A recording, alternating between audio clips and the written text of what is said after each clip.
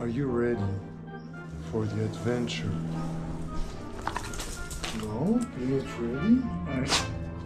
You don't want to go out? Ah, you want to go out? Alright. Pourquoi je te parle en français? Enfin en anglais? Salut les gars. Ouais, aujourd'hui j'ai décidé de parler en français. Calme-toi. On va y aller. Okay. Voilà, alors comme vous voyez, je suis équipé, appareil photo, les mains libres, et c'est parti pour Indiana Jones. Enfin, je vais dire Otil Jones. Non? C'est nul, c'est pas drôle, ok. Ah, j'ai oublié les clés, je crois. Les clés de la voiture, mais j'ai pas les clés de la maison. Ouais, désolé. Ouais, je sais. Bon, tu fais pas la gueule, hein, t'attends. Eh, je t'ai déjà dit de pas tirer.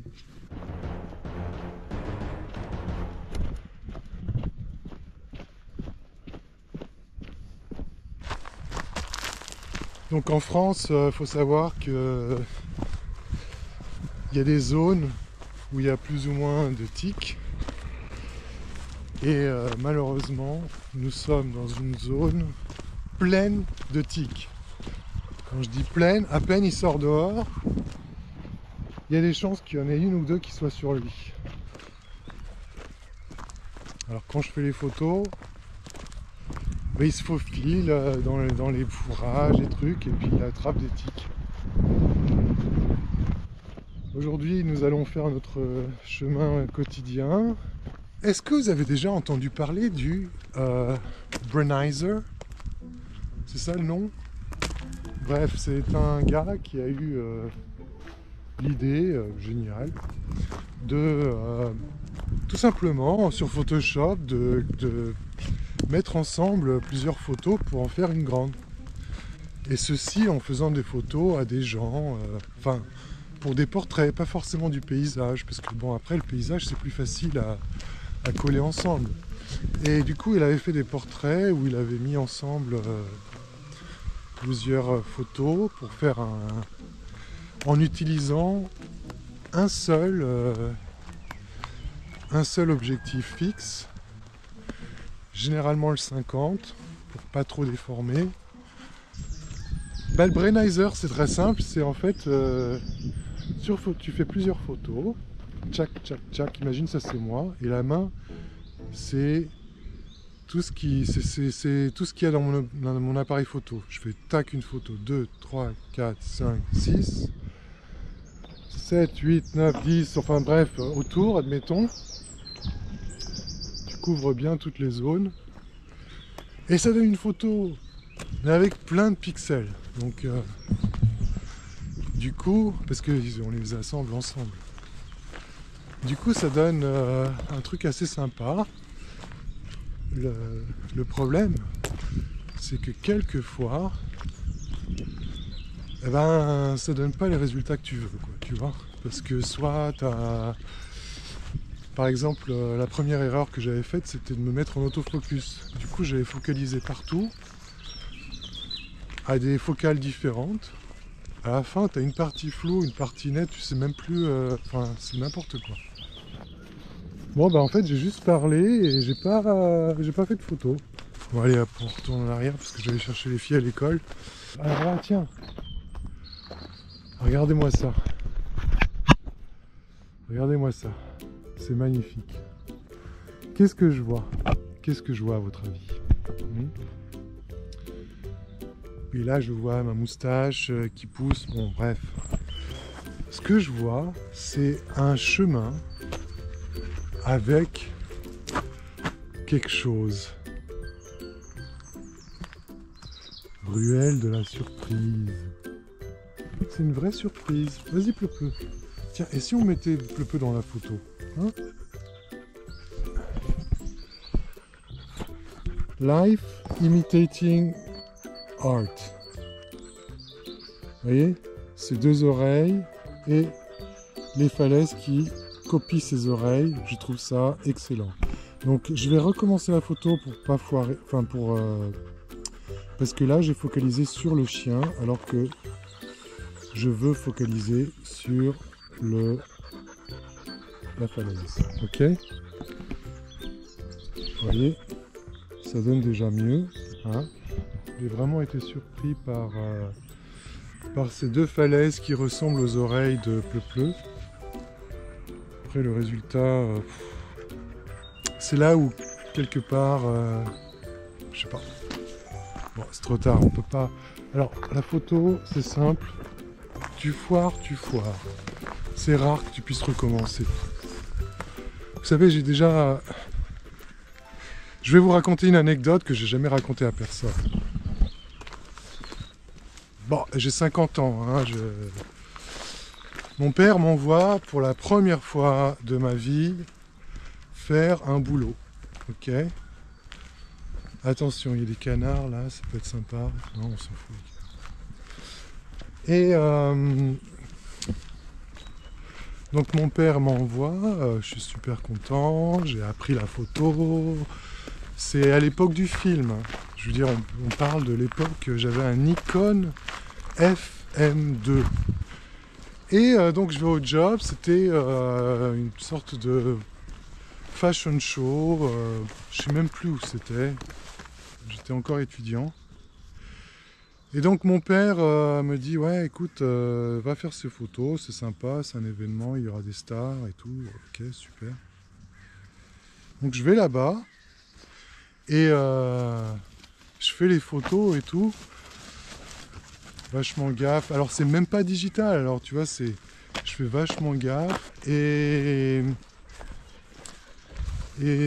au bout de genre 1 heure, je me dis, bizarre.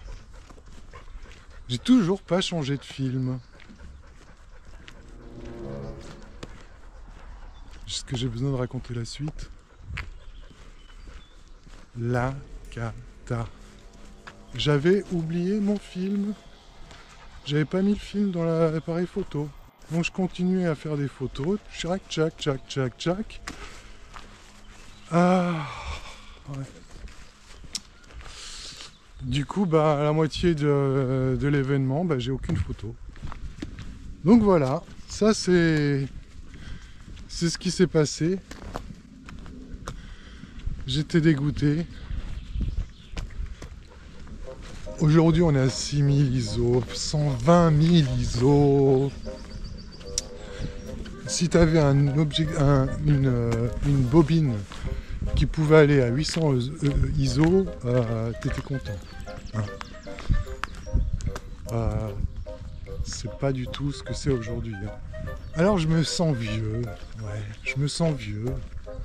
Alors qu'en réalité, ça fait tellement peu d'années qu'il y a toute cette évolution sur les appareils photo que ça me fait rire, quoi. C'est pour ça que de plus en plus, avec toute cette technologie,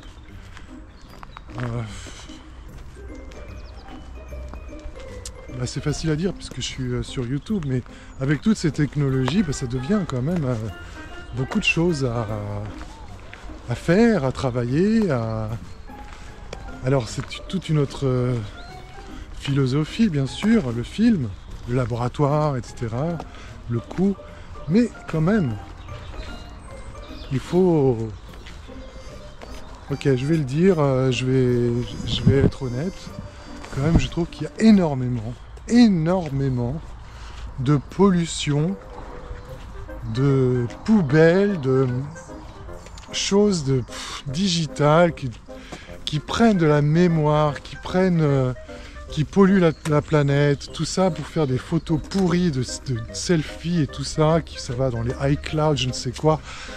Bref, je suis pareil, hein. Mais quand même, je suis désolé, mais je trouve ça vraiment polluant. Alors, avec ça, alors attends, je suis le premier à mitrailler des photos, tout ça, j'étais paparazzi, j'ai été photographe officiel pour Cannes, Venise, tous les festivals, toutes les premières, Londres, les États-Unis, tout ça. Mais je ne suis pas professionnel, là, je suis un amateur, on dira.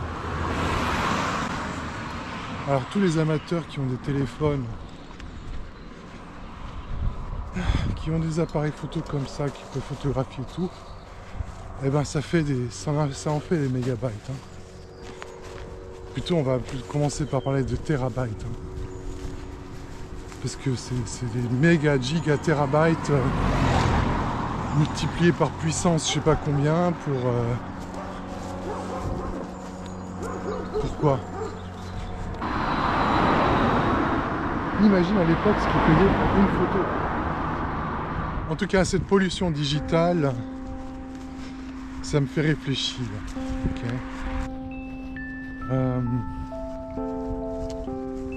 Nous sommes à la fin de cette petite balade. Merci à ceux qui m'ont écouté, puisque le but c'est d'être entendu. Et j'espère que vous aurez appris quelque chose. Allez, viens, Pleu. On va chercher Valentina. Ouais, on va prendre le bus.